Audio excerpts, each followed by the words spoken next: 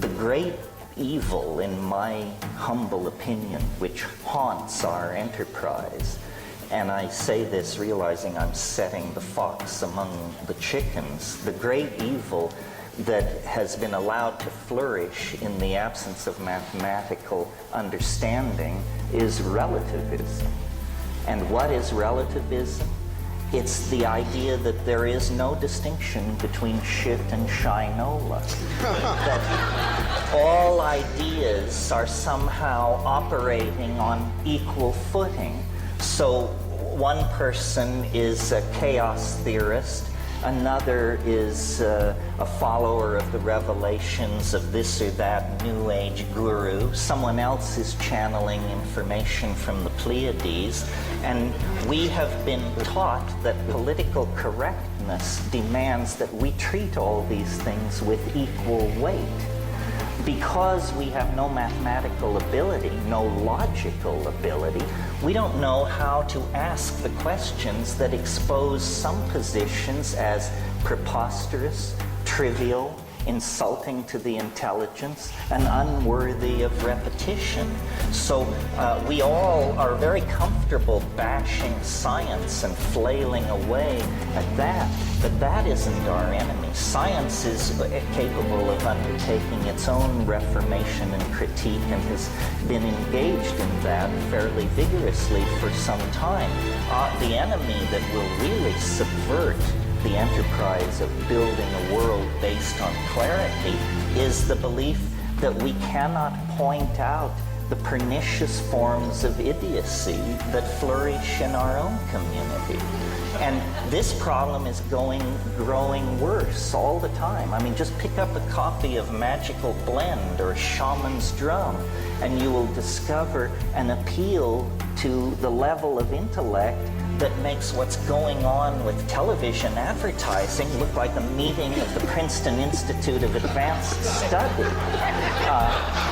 We have tolerated too many loose heads in our community.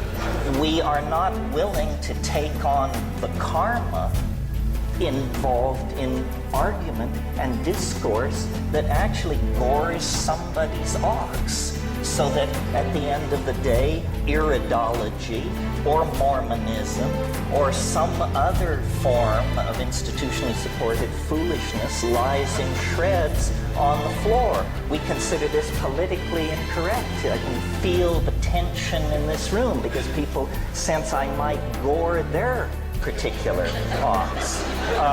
If we had learned mathematical logic or reason or rules of evidence, when someone approaches us excited to inform us that the ruins of Lemuria have been spotted in the deep sea off Big Sur or something like that, we would be able to respond to that with the contempt it deserves.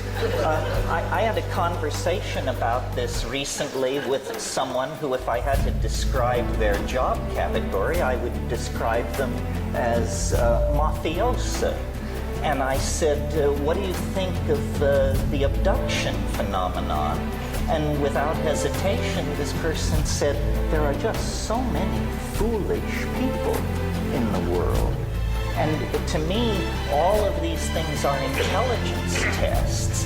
And the people who pass the intelligence test are not worrying about pro bono proctologists from other star systems showing unannounced in their bedrooms.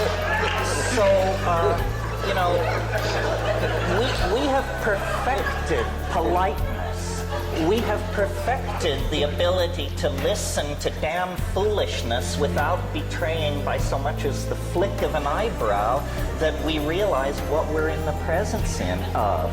Now I think it's time to refine our mathematical skills, learn to think straight, and not be afraid to denounce the pernicious forms of foolishness which are vitiating the energies of our community and making us appear marginal and absurd in the discourse about truly transforming society.